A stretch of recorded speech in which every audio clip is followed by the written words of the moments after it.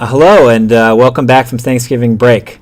I'm trying to make a quick video, trying to keep this under 5 minutes, about Google Classroom, which is a new app that Google released in the summer, which is got some redundancies with our Haiku learning management system, but also some features that may make it a really good thing to explore for those of you who are trying to be paperless and maybe are thinking about snow days coming up in the winter trimester, handing out worksheets, trying to collect work from students who might not be with you, special schedules, and so forth. There's a lot of interesting possibilities with Google Classroom, and it may be worth a couple minutes of your time exploring. So how do you get there? Well, once you're in your Google Drive, you can get to any Google app with the app button. Down to More, where Haiku is, you can click on Google Classroom. Once you're in Classroom, you can see the classes that you've created. I've created 2 for my 2 different classes. You can create a new class with this plus button right up here. I'm going to do that right now just to show you how it's done.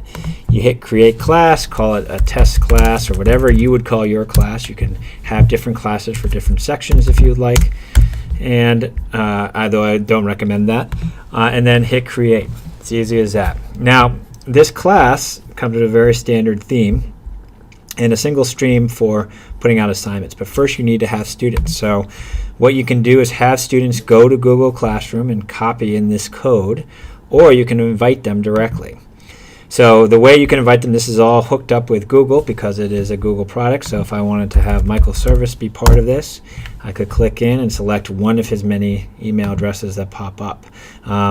Alternatively, I could go to my different contact lists that I've created. So for instance, if I wanted my advisees to show up, I could do that. And you can see I have multiple advisees things, so I might not do all of that, but what have you, I can then make a list of people to invite. Now I'm not going to do that because they'll be wondering what that's all about.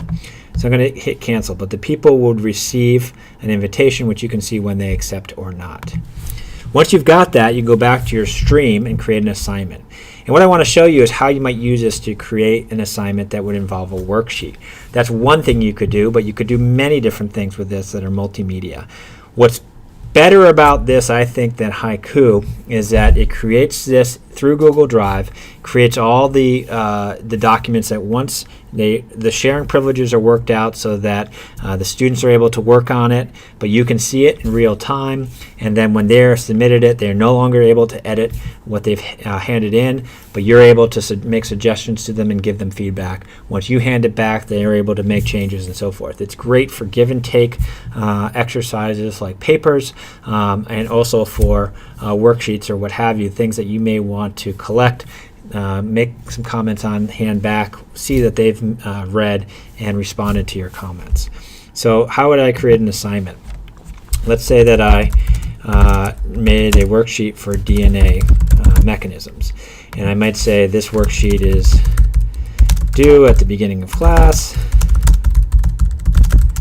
and so I can set a due date and a due time. So let's say it's due on Wednesday, and that class is 8:20 in the morning. Okay, so there you go. And so that's what students will see. I can then select, I can actually upload a file to attach. I can select right out of Google Drive, which is what I'm going to do. I could add a YouTube video. I can say you watch this, make a response to it. Similarly, I could do a link which they could have to work through. Right now, again, I want to show how to do this with a worksheet. So I'm going to click on Attach a Google Drive, and this is my Google Drive here. So I'm going to go all the way down to AP Biology. I'm going to go to this folder, and there's the AP Bio DNA worksheet, which I'd already created. Now, my options here are students can view, which means that this would be if I just wanted to give them parameters for an assignment. They can edit a single file, so they could all work collaboratively on it, or make a copy for each student, which again is what I would see this being useful as.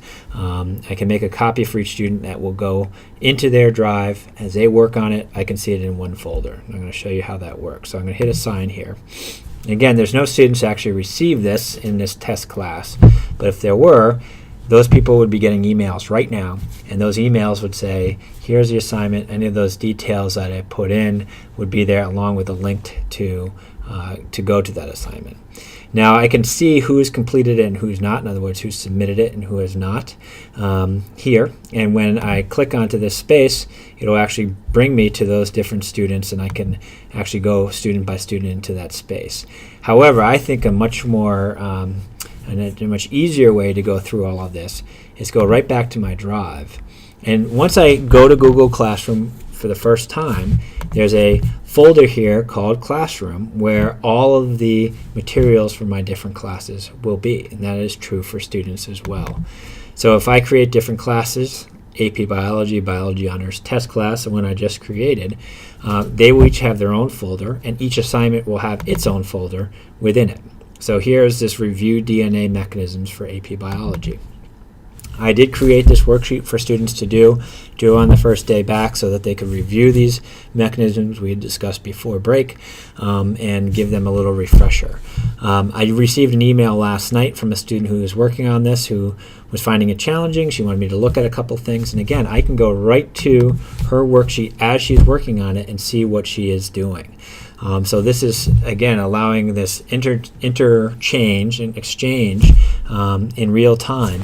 And so I could look at this and say, oh, okay, well, why do you use a primase? Primase creates a nucleotide strand along which the DNA polymerase can build off of.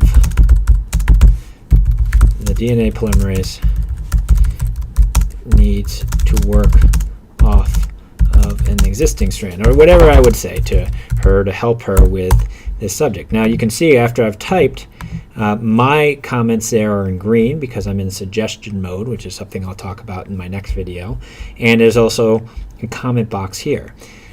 This student can X out this once she's read it, or she can accept the suggestion. It can become part of what she's written, but I can see, she can see what my my feedback has been.